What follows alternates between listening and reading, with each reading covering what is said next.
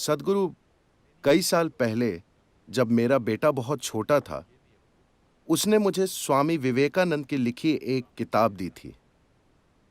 उन्होंने बताया कि How प्राचीन काल के गुरु किस तरह हजारों मील दूर से एक दूसरे से बात कर पाते थे, सिर्फ विचारों के जरिए। मूल रूप से ये मॉडर्न इंटरनेट की तरह है कि किस तरह एक कंप्यूटर किसी दूसरे कंप्यूटर से संपर्क करता है, अमेरिका में या यूरोप में या कहीं भी। क्या आप मानते हैं कि इंसानी दिमाग को इस तरह ट्रेन किया जा सकता है कि वे दूर बैठे लोगों के दिमाग पर असर डाल सके, सिर्फ अपने दिमाग को सही फ्रीक्वेंसी पर ट्यून करके? क्या ऐसा हो सकता है? क्या हम ये कला सीख सकते हैं? आप सेलफोन कंपनियों को हराने की कोशिश कर रहे हैं। यह सिर्फ दिमाग की बात नहीं है। दिमाग या अंग्रेजी शब्द माइंड का मतलब आमतौर पर सिर्फ विचार प्रक्रिया से होता है। विचार प्रक्रिया आपके दिमाग का सबसे ऊपरी हिस्सा है। मेरे ख्याल से यूरोपीय विचारों के कारण हमने विचार को कुछ ज्यादा ही महत्व दे दिया है। योगिक विज्ञान में हम इसे कोई महत्व नहीं देते कि आप अभी क्या सोच रहे हैं और महसूस कर रहे हैं, क्योंकि आप आखिर क्या सोच सकते हैं? आपने जो जानकारी इकट्ठा की है, आप बस उसे रिसाइकल कर रहे हैं। इसका कोई खास नतीजा नहीं आएगा। जो भी आपके दिमाग की सतह पर है वो घूमता रहता है, उसका कोई फायदा नहीं है। अभी आप जो सोच रहे हैं वो दिमाग की सतह है। दिमाग के और गहरे आयाम भी हैं। संस्कृत भाषा में दिमाग की अलग अलग अवस्थाओं का वर्णन करने के लिए कई सारे शब्द हैं, लेकिन दिमाग का एक पहलू है। समय की कमी के कारण मैं बाकी चीजों को छोड़ रहा हूं। दिमाग का एक पहलू है जिसे हम चित्त कहते हैं। चित्त दिमाग की सबसे अंदरूनी परत है, जो उस चीज के साथ आपको जोड़ता है जिसे हम चेतना या कॉन्शियसनेस कहते हैं। अगर आपका चित्त जागरूक हो जाए, अगर आप अपने चित्त पर जागरूकता के साथ एक हद तक नियंत्रण पा लें, तो आप अपनी चेतना तक पहुंच सकते हैं। हम जिसे चेतना कह रहे हैं, ये वो आयाम है जो न तो भौतिक है, न इलेक्ट्रिकल है और न इलेक्ट्रोमैग्नेटिक है।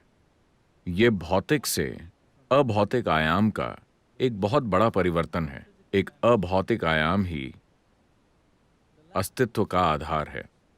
अभौतिक की गोद में ही भौतिक घटित होता है। भौतिक एक छोटी सी घटना है।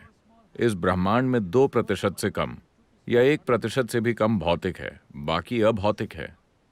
इस अभौतिक आयाम के नाम के रूप में यौगिक शब्दावली में एक खास ध्वनि का प्रयोग किया जाता है जो उस आयाम से जुड़ी हुई है। आजकल ये सब काफी विकृत हो गया है। we call this Shiva. हम इसे कहते हैं शिव, जिसका अर्थ है वो जो नहीं है। शिव यानी ऊपर बैठे किसी व्यक्ति की बात नहीं कर रहे हैं। हम एक ऐसे आयाम की बात कर रहे हैं जो नहीं है, मगर इसी आयाम की गोद में वो सब कुछ घटित होता है जो है। तो अगर आपका चित्त थोड़ा भी सचेतन हो गया, तो न सिर्फ किसी विचार को कहीं और पहुंचाने की आपकी क्षमता, बल्कि और कुछ भी भेजना भी संभव है। भौतिक स्तर पर कुछ भेजना भी संभव है। तो क्या ऐसा हो सकता है? निश्चित तौर पर।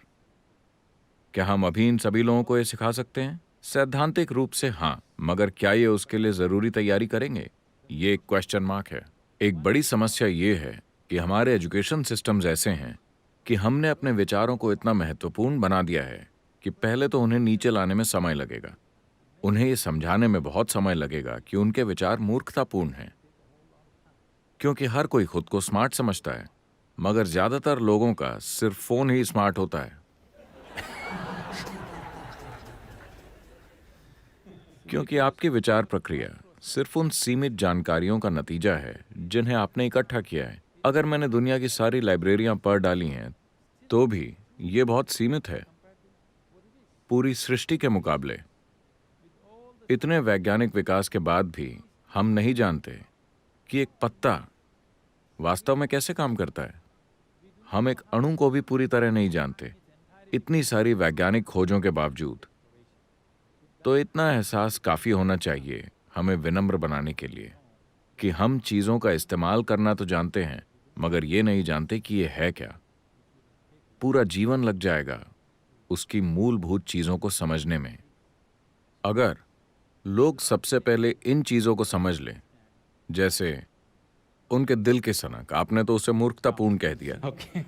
If they all अगर वो ये भी समझ लें कि उनकी विचार प्रक्रिया और भावनाओं की स्मार्टनेस भी काफी मूर्खतापूर्ण है, तो ये आसान हो जाता है। फिर लोगों को ट्रेन करना आसान हो जाएगा। ऐसा नहीं है कि अब मैं इस विचार को पैदा करके आपको देना चाहता हूं, ऐसे नहीं। आपके सोचने से पहले चीजें घटित होंगी। आपके लिए जो सबसे अच्छा है वो अपने आप आपके साथ हो जाएगा, इससे पहले कि आप अपने दिमाग में उसे सोचें। आपको कभी सोचना नहीं पड़ेगा कि आप क्या बनना चाहते हैं। जीवन ही खुद को व्यवस्थित कर लेगा। हड्डियों के इस डिब्बे से परे की एक बुद्धि आपके लिए काम करना शुरू कर देगी। आपने सुना होगा कि रामानुजम और बाकी लोगों ने बस देवी के साथ एक खिड़की खोली और वो इतने बड़े मैथमेटिशियन बन गए कि आज भी वो लोग 100 सालों बाद भी लोग उनकी बातों को समझने की कोशिश कर रहे हैं। उन्होंने जो मैथमेटिकल कैलकुलेशंस दी थीं, वो ब्रह्मांड में ब्लैक होल्स के वर्णन का आधार है। जब वो जीवित थे, ब्लैक होल नाम का कोई शब्द नहीं था, कोई उसके बारे में जानता तक नहीं था। ब्लैक होल से हमारा मतलब समय और गुरुत्वाकर्षण के कर्व से होता है, जिससे आधुनिक विज्ञान जूझ रहा है। उन्होंने उसके लिए मैथमेटिकल बैकग्राउंड दिया। जैसे जैसे वो कर्व बढ़ता है, भौतिक अस्तित्व अनस्तित्व बन जाता है। तो योग का अर्थ भी यही है। आप इस कर्व को इस तरह घटाते हैं कि जो बड़े पैमाने पर भौतिक होता है वो अभौतिक बन जाता है। अभौतिक होने के बाद समय और स्थान कोई महत्व नहीं रखते। जब समय और स्थान की समस्या न हो तो कम्युनिकेशन सहज ही हो जाता है।